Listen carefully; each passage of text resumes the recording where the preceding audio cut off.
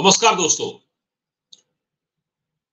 22 जनवरी 2024 को अयोध्या में श्री राम मंदिर की प्राण प्रतिष्ठा का कार्यक्रम है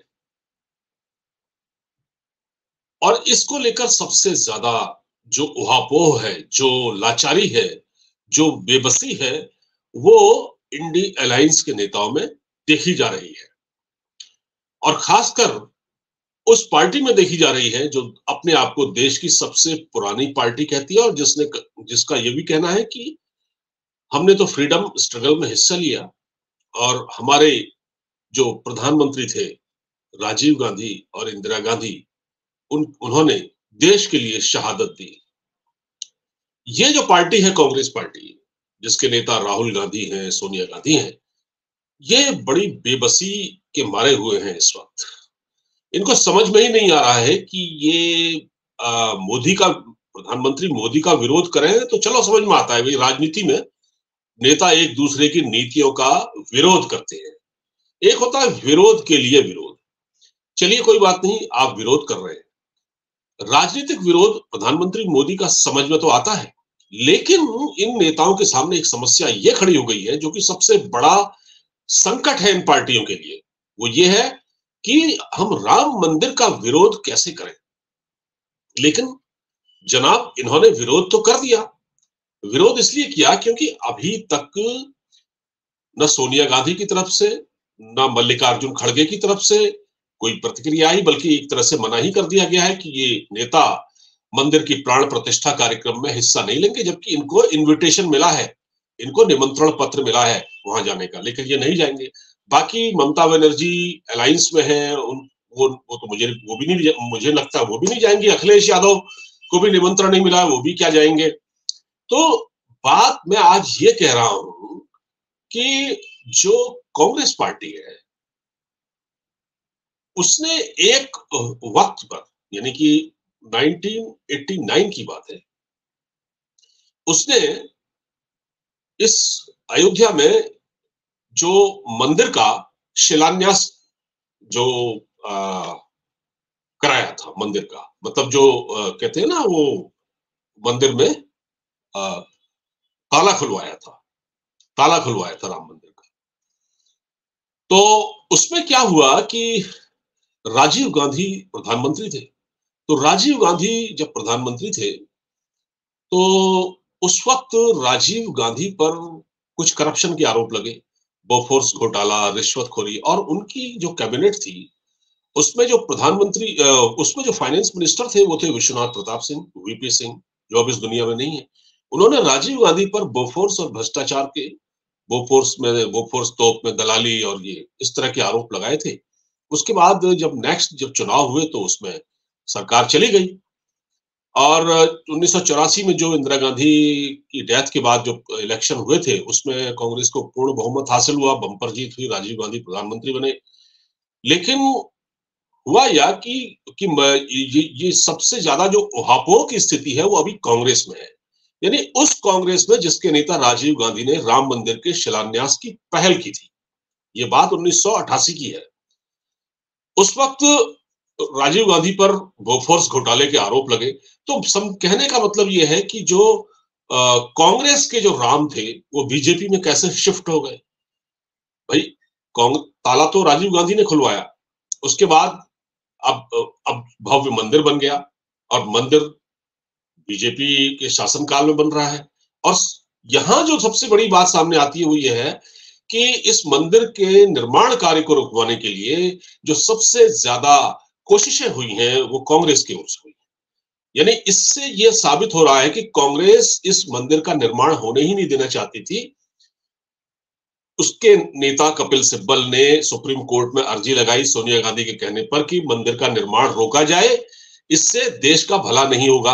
आज भी मैं देखता हूं आपको, अब फिलहाल राहुल गांधी की ओर से तो कोई बयान अभी नहीं आया है, लेकिन जो इंडी अलायंस के जो घटक दल है जिसमें कि ये आदरणीय लालू प्रसाद यादव और ये सब, ये क्या कह रहे हैं, कि भैया मंदिर जाने से क्या होगा। मतलब अगर आपको भूख लगेगी तो आपको रोटी चाहिए खाने के लिए, भूख लगेगी तो क्या आप मंदिर जाएंगे। आप अगर आपकी तबीयत खराब होगी तो क्या इलाज कराने के लिए आप मंदिर में जाएंगे? तो मंदिर का क्या मतलब है? तो आज भी इस प्रकार राहुल गांधी की जो सहयोगी पार्टी मतलब कांग्रेस की सहयोगी पार्टी है, जो महागठबंधन है सो कॉल्ड, उसके नेता इस प्रकार के बयान दे रहे हैं। इससे क्या है?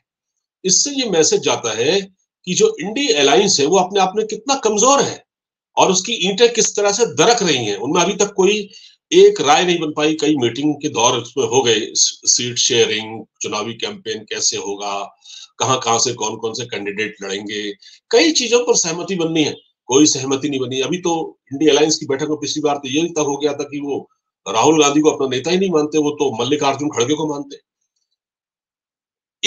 हाँ, ये ममता बनर्जी ने कहा और केजरीवाल ने कहा।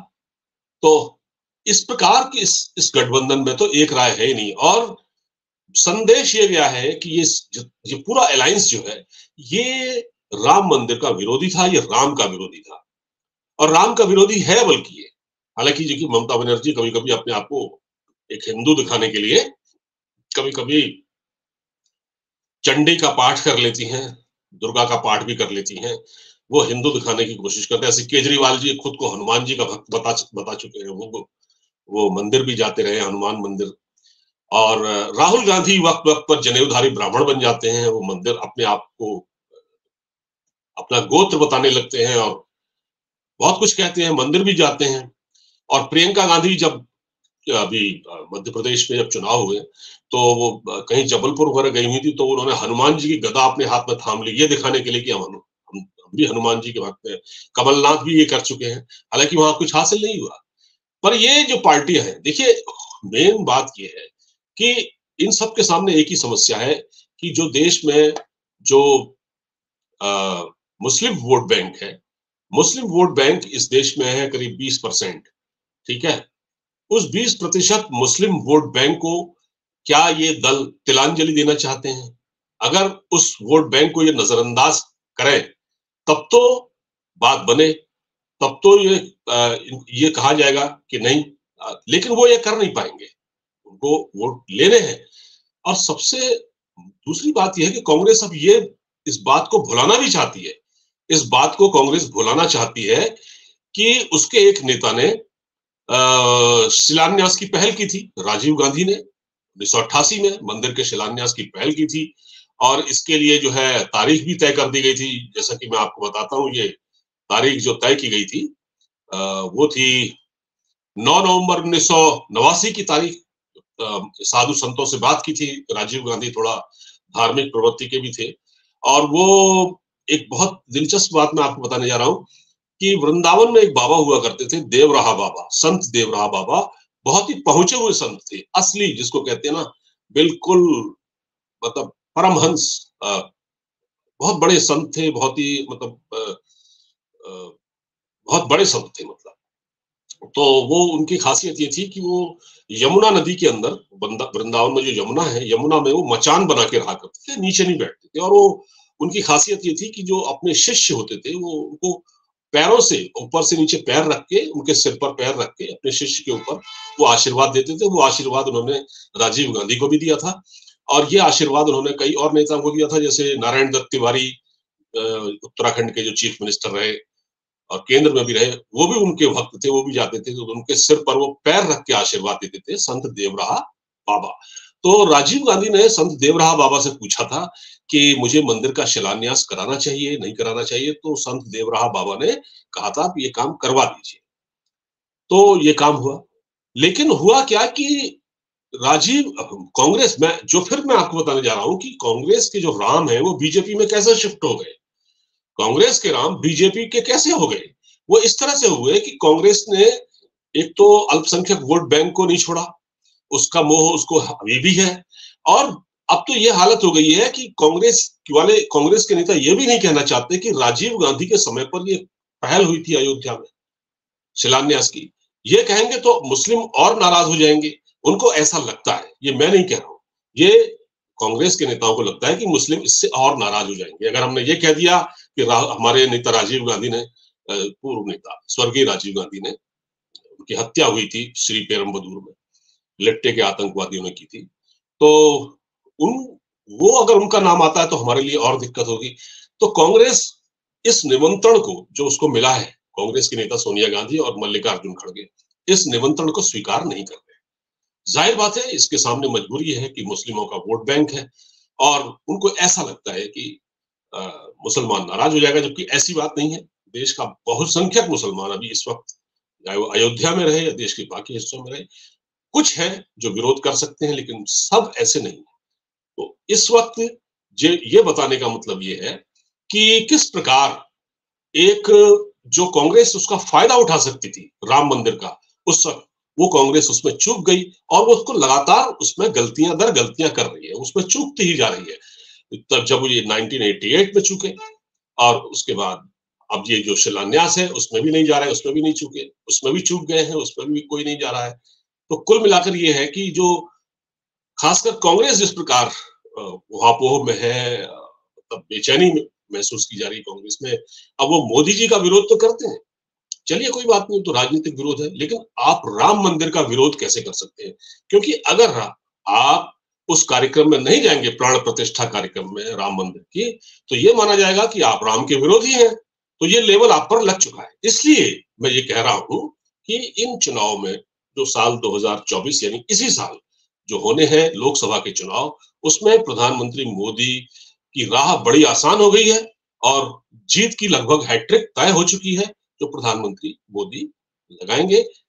और इसकी वजह बनेगी ये कांग्रेस की ये नीतियां और इंडी गठबंधन, जो INDIA करके गठबंधन बना है, उसकी नीतियां, क्योंकि वो उसके बाकी नेता भी उनकी उनकी ओर से भी इसमें कोई दिलचस्पी नहीं दिखाई गई है। तो ये मैसेज ये जा रहा है पूरे पूरे पूरे समाज में, पूरे हिंदू समाज में, कि ये सारे दल ये राम के विरोधी हैं।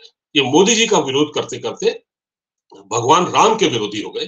तो ऐसे दलों का बहिष्कार करना चाहिए आने वाले चुनाव में, और इससे बीजेपी का रास्ता साफ हो गया है। आपको मेरी बात समझ में आ चुकी है। दोस्तों फिलहाल इस बातचीत में इतना ही। अब इजाजत दीजिए। नमस्कार। और वीडियो को लाइक कीजिएगा और ज्यादा से ज्यादा शेयर कीजिएगा। नमस्कार। जय हिंद।